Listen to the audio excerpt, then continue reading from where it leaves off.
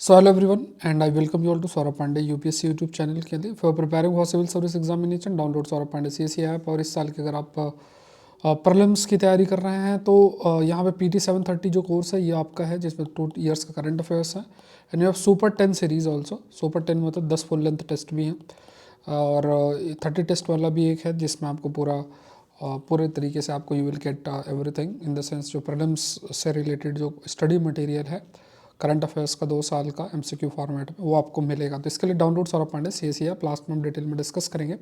सो देखते हैं पहला जो टॉपिक है that is the immense weight of fold mountains causes the earth surface around them to bend downward when two continents converge over millions of years. The oceanic floor between them slide to great depths beneath the continents। ठीक है, सो यहाँ पे दो statements आपके दिए गए हैं, you have to find कि इन दोनों में से स्टेटमेंट कौन सा सही है, और अगर दोनों स्टेटमेंट सही हैं तो क्या second statement is the explanation of the first statement. So यहाँ पे अगर देखा जाए तो अभी जो रिसर्च हुई है एट ये पूरी रिसर्च हुई है जागरोस जागरोस माउंटेन है जो कि कुर्दिस्तान रीजन इराक के अंदर लोकेटेड है, उस पर रिसर्च हुई है कि how much the surface of earth has bent over the last 20 years, कितना जो अर्थ सरफेस है वो बेंट हुआ है। और रिसर्च के अकॉर्डिंग देखा गया है कि जो अर्थ सरफेस उसके नीचे एक आपका ओशनिक प्लेट है, the ocean floor that use to be between Arabian and Eurasian continent. मतलब एक आपका ओशनिक प्लेट है जिसका नाम है नियो टेथिस करके। ठीक है, तो ये ओशनिक मतलब जो मतलब मान लो अगर आप देखोगे तो समुद्र का पानी भी तो किसी प्लेट पे है, किसी मतलब जो समुद्र के सरफेस में है, तो ओशनिक जो प्लेट है और ये ओशन फ्लोर है जिसे हम नियोटेथिस ओशन प्लेट बोलते हैं। तो ओशन फ्लोर जो अरेबियन सी और यूरेशियन कॉन्टिनेंट के बीच में था and is breaking off horizontally जो ये ब्रेक डाउन हो रहा है इसका अगर देखा जाए, एंड धीरे धीरे जो lengthening from south east Turkey to north west Iran की तरफ जो है जो टीयर अप प्रोग्रेसिवली है ना, तो मतलब टीयर अप जो है देखने को मिल रहा है। सो दो जो जब कॉन्टिनेंट कन्वर्ज करते हैं, लाइक जैसे प्लेट्स कन्वर्ज करती है, दो प्लेट्स आपस में होती हैं, अब वो दो प्लेट्स एक प्लेट ओशनिक हो सकती है और दूसरी प्लेट कॉन्टिनेंटल हो सकती है। तो अगर कॉन्टिनेंटल दो प्लेट्स अगर आपकी कन्वर्ज करते हैं मिलियंस ऑफ ईयर्स में, तो जो ओशनिक फ्लोर उनके बीच में है वो slide to great depth beneath the continent. मतलब जैसे मान लो ये है और यहाँ पे जनरली क्योंकि ओशनिक प्लेट ज़्यादा हैवियर होती है तो वो नीचे की तरफ जाएगी, इट विल गो डाउनवर्ड्स। तो हमेशा ओशनिक प्लेट क्योंकि वो हैवियर होती है, डेंसिटी हायर होती है, सो डाउनवर्ड की तरफ जाती है। तो दो है ना, तो इसको ऐसे समझो कि suppose you have one plate, एक कॉन्टिनेंटल प्लेट है, दूसरी कॉन्टिनेंटल प्लेट है और इसके बीच में आपका ओशनिक प्लेट है। सो ये oceanic plate will move beneath that. ठीक है, ये कॉन्टिनेंट दो प्लेट्स हैं, इनके बीच में ये नीचे की तरफ जाएगी, सबडक्ट करेगी।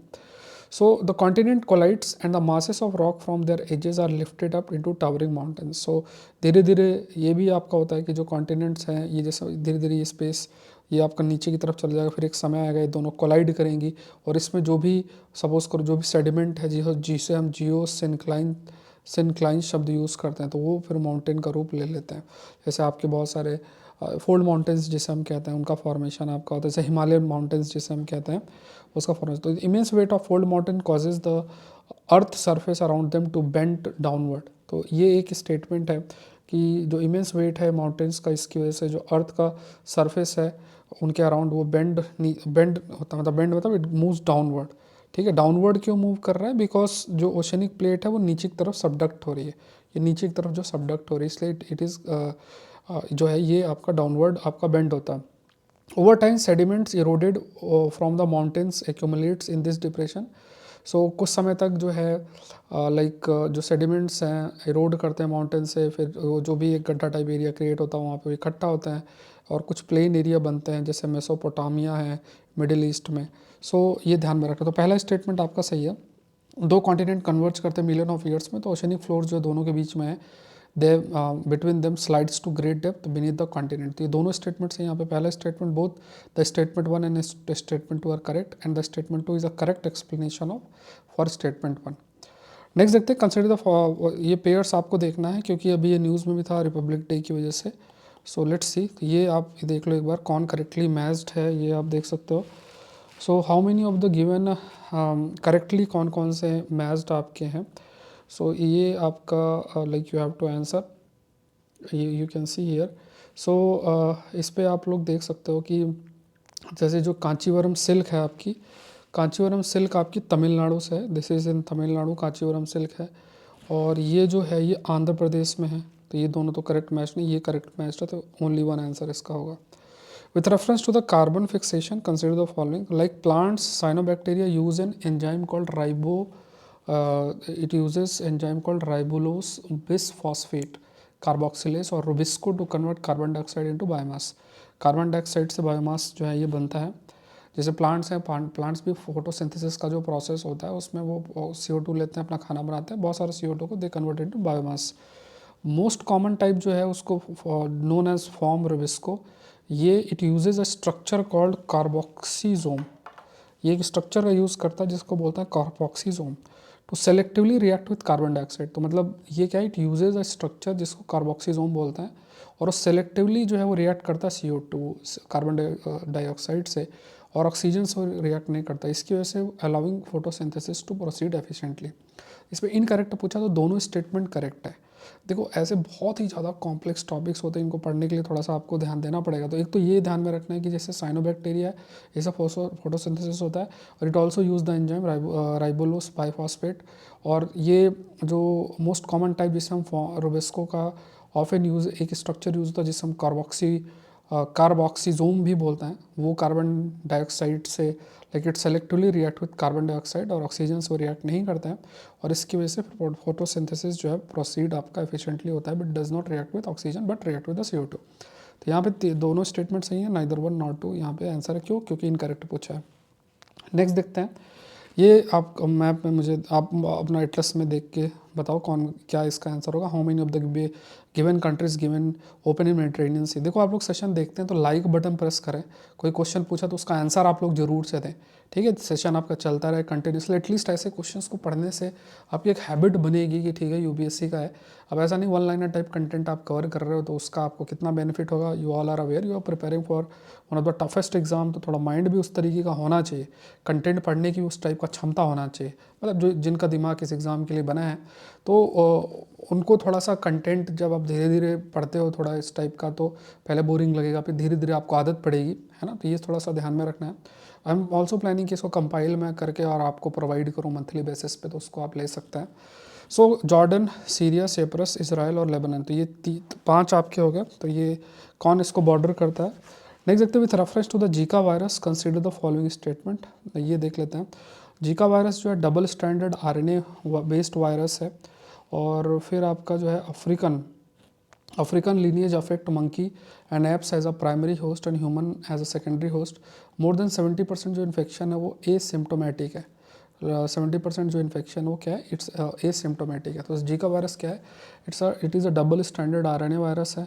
अफ्रीकन लीनिएज जो है इसको अफेक्ट करता है। तो यहाँ पे अगर देखा जाए स्टेटमेंट कौन सा करेक्ट है, तो ये सिंगल स्टैंडर्ड RNA वायरस है, it's not a double standard. तो ये अपने आप ही गलत हो गया, बाकी दोनों सही है, दोनों स्टेटमेंट सही है। तो ये जिस फैमिली से बिलोंग करता है दैट इज़ फ्लेविरिडाई, ठीक है। फ्लेविरिडाई करके जो फैमिली है उससे ये बिलोंग आपका करता है, ठीक है, फ्लेविरिडाई। तो ये आपको देखना है। बाकी ये single standard RNA based virus है, और फिर दो RNA is translated into single polyprotein, ठीक है। और अप्रॉक्सीमेटली 80% इन्फेक्शन एसिम्प्टोमेटिक आपके होते हैं इसमें। तो ये आंसर इसका D होगा। With reference to the student direct stream program के बारे में देख लेते हैं। ये लॉन्च किया गया था by United States of America.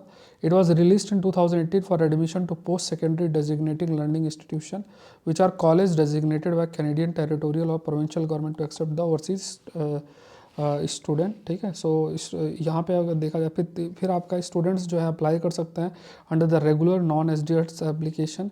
This program does not require to provide a mandatory guaranteed investment certificate, GIS जैसे हम बोलते हैं। तो यहाँ पे स्टेट कनाडा जो है उसने अनाउंस किया था closing of its student direct stream program for students from 14 countries, इसमें इंडिया भी इंक्लूडेड है। इस प्रोग्राम के माध्यम से देखा जाए तो फास्टर जो प्रोसेसिंग स्टूडेंट वीज़ा एप्लीकेशन को किया जा सकता है। ये रिलीज़ किया गया था, it was released in 2018 for admissions to post जो सेकेंडरी डेजिग्नेटेड लर्निंग इंस्टीट्यूशंस हैं। तो it was released in 2018 for admission to post secondary designated learning institutions हैं, जो कि कॉलेज डेजिग्नेटेड है बाय द कैनेडियन टेरिटोरियल और provincial government to accept the overseas student, ये statement सही है। और फिर इसमें जो है this program does not require, इसमें लिखा है कि दिस प्रोग्राम डज नॉट, तो it has standard prerequisite like paying 1 year tuition upfront and submitting a necessary mandatory guaranteed investment certificate तो यहाँ पे does not need, it requires, तो ये गलत है।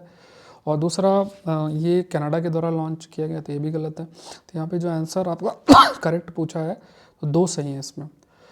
किनौरा, लाहौला एंड पंगवाला रिसेंटली न्यूज़ में थे, ये किससे एसोसिएटेड है, ये आपसे पूछा है।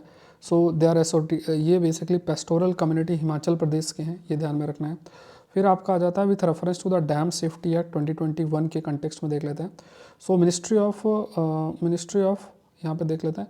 सो ministry of environment, forest and climate change to work as a regulatory authority for ensuring the nation wide implementation of dam safety policy and standards. So आपकी मिनिस्ट्री ऑफ एनवायरनमेंट और फॉरेस्ट है and climate change, ये work करेगी as a regulatory authority, ठीक है। तो ministry of environment, forest and climate change it to work as a regulatory authority for ensuring the national wide implementation of dam safety policies and standards. तो इसके द्वारा ये आपका implement किया जाएगा।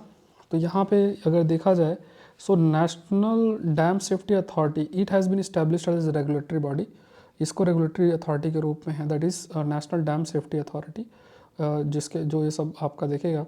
उसके बाद ये chairperson of central water commission would head the dam safety protocol at national level, तो ये स्टेटमेंट आपका सही है। सो मेनली डैम फेलियर को प्रिवेंट करने के लिए, किसी प्रकार के डिजास्टर से बचाने के लिए एक्ट लेकर आया गया। तो national committee on dam safety ये कॉन्स्टिट्यूट की गई है, जो कि प्रिवेंट करेगा dam failure related to disaster and maintain standards.